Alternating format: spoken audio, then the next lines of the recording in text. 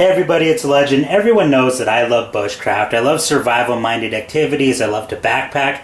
I love going out into the middle of the woods with a tool and know that it will meet the demands and stresses I put upon it.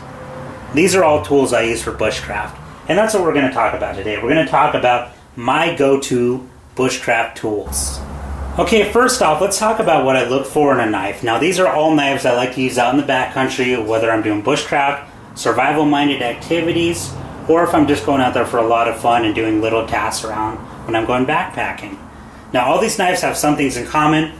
They all do have great blade steels. Now, some are a little better than others on this table, but they're all good enough to get the job done.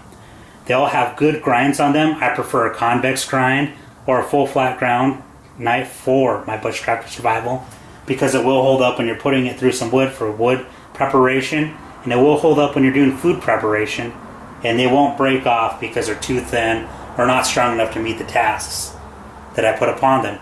Anyway, they all have good traction on the handles. They all have integral finger guards. I love ergonomics. I want something that fits my hand and that I can use when it's wet or rainy outside, and I don't have to worry about cutting my hand open because the knife actually fits me. Well, let me just go down the list. I'll show you each one of these knives and why I chose them at one point or another for my needs, because I like every single one of these knives.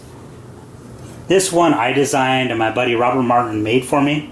It was a collaboration between us. It has A2 tool steel, micarta handles.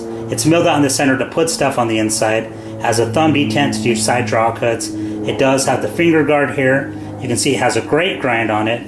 It's just great to have. Now, it is a little smaller than most, but I put it through a lot of larger tasks and it has excelled. Now, I do usually pair this with something a little bigger if I do have to do a lot more than small stuff. But that's great for backpacking. This knife right here is also great for backpacking. It's very light. I know some of you might cringe because it is a Gerber knife, but Gerber doesn't always make bad stuff. This one was made in the USA, has S30V steel on it. It is a little thinner than most, but it will meet your demands. It has a good drop point on it. You can see all the knurling and traction on this Coca-Cola handle.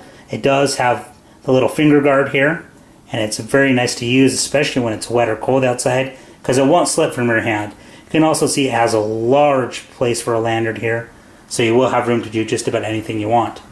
So, very awesome knife. This knife I just picked up, it's a Bark River knife and tool knife. It has A2 tool steel. It's called the Bravo 1. It has a full 1/4 inch of steel on it. Just a beast. And I did do some modification to it. I did take out this thumb detent because I like to do draw cuts, and I did it on both sides. It's pretty even. It came out nicely. I am going to make a new sheath for it, but right now this is my new go-to bushcraft knife because I'm going to use it a lot. It's surprisingly light for its size. Very well balanced, and it won't be too hard to take this out to the woods and beat on it and not worry about breaking it. So, really nice knife. You can see it's convex all the way on the grind. Just a beautiful knife. Let me set that aside. This knife I just beat the crap out of, and I love it. This is a Pinto Custom Blades Freedom Blade. You can see I've sharpened it like 100 times now. And that's not because the knife doesn't hold an edge. It's because I beat the crap out of it and really worked hard to use it. You can see I put some jimping on it, cut a thumb detent on it. It's really dirty. I didn't even bother to clean it up. You can see I've even started to wear down the micarta. It's kind of moved smooth by me using it. Put a nice lanyard on it, but I used this on my last 2 trips. It worked excellent, and I really like it. So let me set that one aside.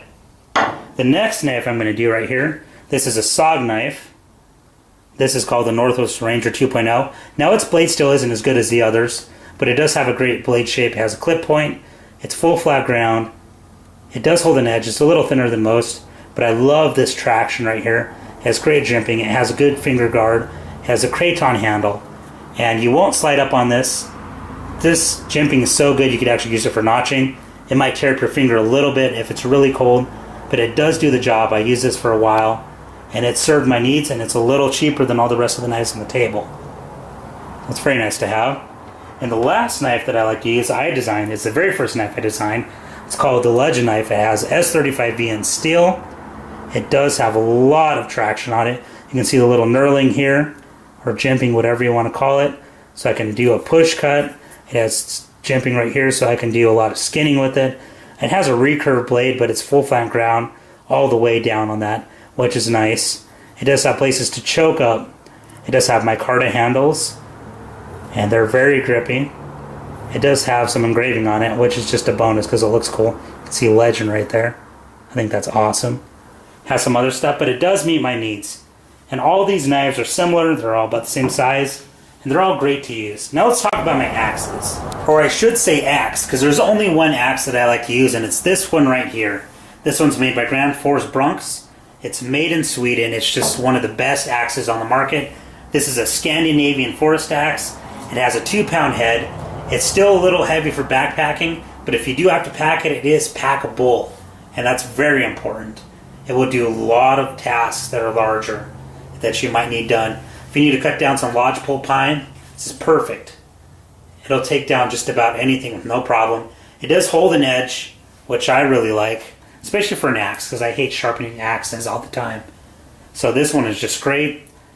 And you know what? It's very ergonomic. Even for an axe, that's very important. If you're going to be swinging this all day, it better be comfortable, or your hands are going to be blistery. You can see my hand slides down just right here. It won't slide beyond that. And it's just a great tool. So anyway, guys, those are my bushcraft tools / survival tools. Remember to rate and comment, do videos, or tell me what you guys like to use. I'd love to know. So rate, comment, subscribe. I'm glad to be back. I'll talk to you guys later.